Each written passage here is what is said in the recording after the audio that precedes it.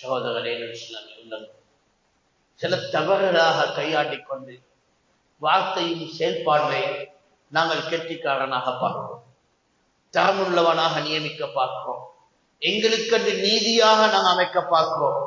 நாங்கள் செய்வது தருதானே என்று சொல்லிக் கொள்வதற்காக கடமைவன். அல்லாஹ் உங்களையும் காப்பாற்றட்டும், என்னையும் காப்பாற்றட்டும்.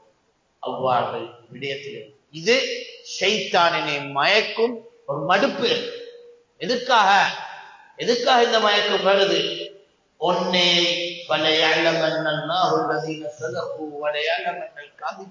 சொன்னானே, உண்மையானவனையும் எடுத்து காட்டுவான், பொய்யனையும் எடுத்து காட்டுவான் என்ற வெளிச்சத்தை இருக்காக்கு. நீ உண்ட தவறை சரி காண்றதுக்காக உனக்கால நீ முந்திட்டியே, வெத்திட்டியே, செஞ்சிட்டியே, நாங்க பலமானவனே என்ற எண்ணத்தை போடுறது யார்? சைத்தான்.